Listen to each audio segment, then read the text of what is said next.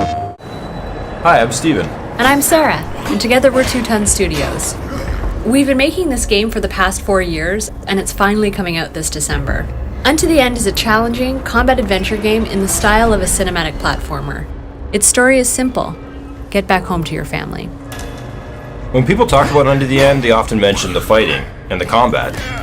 And we're really proud of that. We work super hard on it, and we hope it plays unlike any other game. We wanted the challenge to come from reading and reacting to your opponents rather than hacking and slashing. So the advice we give is to stay calm and make the most of every opportunity, since fights can be won or lost in 2 or 3 hits. Every fight demands focus and attention. We really want to reward careful observation and mastery of your abilities. Whether you approach a fight by surprising an opponent with your dagger, ducking under one of their attacks, faking them out, shoulder bashing, or taking advantage of friendly fire. We also designed this mode called Combat Assist. It gives you more time to read and react while still offering a challenge. It was also important for us to have alternatives to fighting. So some difficult combat encounters can be completely avoided by using or trading items rather than going in sword first. The environments you move through, the items you find, they all give you clues as to what the different characters want. But you might inadvertently make an encounter more difficult if you use the wrong item at the wrong time. And then there's characters that just don't care enough to fight you if you run away. They might have been protecting their territory and just felt threatened.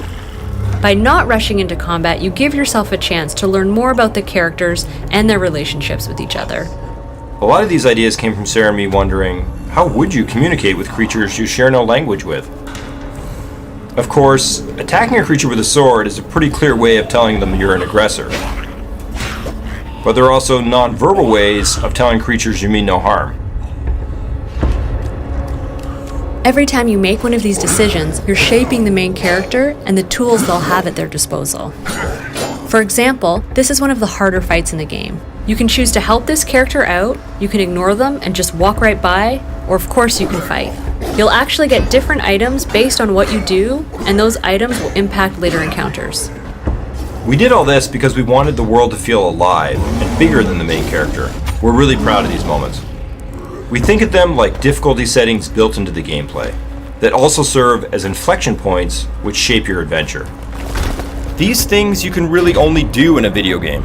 They create an adventure built from your actions. And that's what Sarah and I think is really special about games. Thanks so much for watching. Unto the End will be out this December.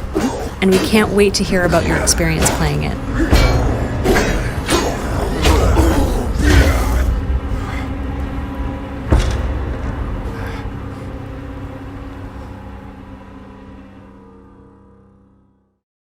PlayStation